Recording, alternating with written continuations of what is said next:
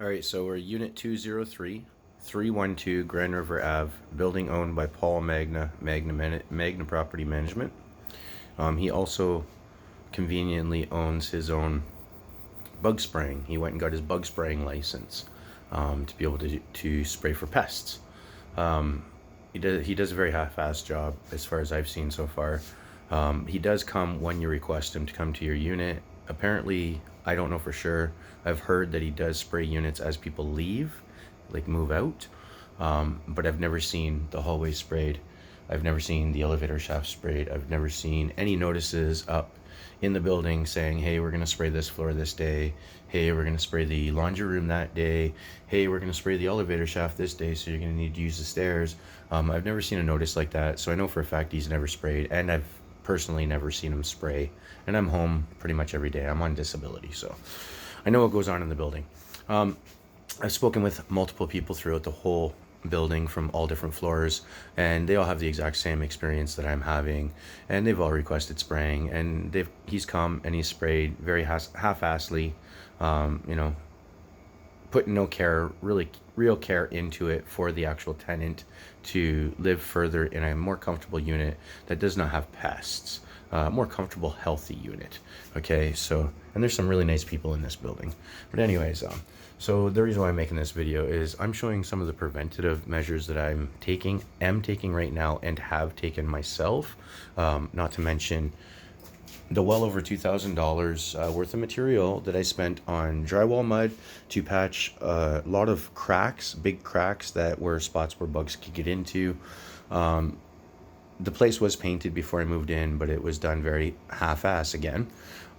So I spent my own money before we even moved any furniture into here. I paid for a month's rent in advance. I paid for June, and we didn't live here June. I was here the whole month of June cleaning, like scrubbing, cleaning everything, because it was disgustingly stunk in here. There was a lady that passed away before we moved in, apparently, and nobody knew it for a couple of weeks, and because of that, a bunch of bugs got in here. So they sprayed it. I looked around. I didn't see any live nests anywhere. Seen lots of cracks and gaps, but I knew that I could fill them because I do drywall taping and plastering and painting for a living myself. So I know how to do this stuff. So all these trims everywhere, okay? Right now the house is a mess because we just discovered we had bed bugs, and I'm tearing everything apart right now and trying to repack everything, clean and pack everything, and get everything completely packed up and ready for bug spray. For them to spray it thoroughly and properly. And I'm hoping to be able to be here to watch them. So anyways, last time he sprayed my unit, he didn't let me watch. And I really wanted to watch, and I had notes all over the place in certain spots where I knew that there was bugs and there was nests. Asking him, please make sure you really concentrate on this area. And he disregarded all of those areas. So yeah, anyways, I've been through the bed bug situation before, out in BC, where it is the law that once a building is known to be infested, it is mandatorily sprayed every 90 days, not only the hallways, but also the units. They give you a 48-hour notice on your door, letting you know that you got to pack everything up and be ready for the bug spray. So what I'm saying is, okay, I did all the drywall, all the plastering in here to clean everything up, fill any cracks, tape and fill any cracks so there's no open exposures anywhere where bugs could get in. I primed it, I painted it because the place stunk after they had already painted it, apparently, one quick coat.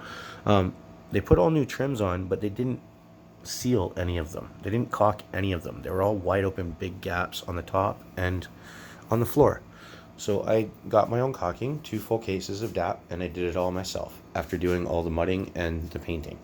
And then these cupboards, there were big, huge gaps all the way around everywhere inside the cupboards. So I got inside myself and literally caulked everything as much as I possibly could, ran my thumb across it, made it nice and smooth so it does look good at least. Nothing looks damaged or like I've messed anything up. I did a really good job. But the fact of the matter is, I had to caulk all of that. That was all nesting areas. So whatever, that's besides the point though. The fact of the matter is, I spent $2,000 out of my own pocket in materials, plus labor, which I'm not charging labor. I've never requested labor. All I've hoped for is the respect back from them, being the fact that I put my own money into this unit. They've seen what the unit looks like. It's probably the nicest unit in the whole building because of the work that I've done. And yeah, all I would hope was that they would work with me. That's all I was hoping. I never asked for money back for material. I never asked for money for labor. Okay, I did that just to have a safe, clean, bug-free place for me and my daughter. And it was for the first year and a half until the plumbers came and pounded a hole. So now what I did when I first moved in on my door was, you can see this foam here, and then you can see there's white caulking behind it. That's that DAP caulking. The foam wasn't sticking good. It kept coming off with just the stick that they put on the foam when you buy it. It's door sealant. So what I did was I put a nice thick bead of caulking, and what it did was made it very, very tight to the door. So for the first year and a half, it was great. It did start to get worn out, and now because there's so many bugs in the hallway because of no spraying, okay, no type of prevention going on by the owner of the building, also the man that owns his own bug spraying company, in order to spray his own buildings, and I would assume try to prevent infestation inside of his buildings. So it seems more like a tax write-off to me, though. But anyways, yeah, so I did all that, and it did work. You know, I did it all the way around. It did work for the first year and a half. Like I said, you can see it was very, very cleanly, tightly done. I wasn't getting any bugs through my door at all with what I had done already. But now that that has worn out, the new preventative measure I'm taking is I'm taping all this industrial garbage bag that I cut up into long strips. I'm taping it on the inside here, and then what I'm going to do is I'm going to take this silicone, okay, kitchen and bath silicone, and I'm going to put like a bead, the thickness of my thumb, okay, the tip of my thumb, all the way around the inside, all the way around the inside, okay, in the corner. I'll even put it on there too and put it across here. And then what I'm going to do is I'm going to take this, I'm going to loosely fit it so that way when the door closes, it's going to close tight, and tape it on this side like I've taped it on the other side, so it's nice and loosely, so that way I can close the door without the silicone touching the door, so that way I can open and close the door with ease for the at least 24 to 48 hours until it's completely dry. And then after that, to make it so it's not so ugly looking, once it's completely dry, I'll go back and I'll cut it about a ½ an inch back on both sides from the bead of caulking. And then now when I close my door, this corner here, the outside corner, is going to close completely sealed and tight. So now hopefully the bugs don't keep getting in like they do.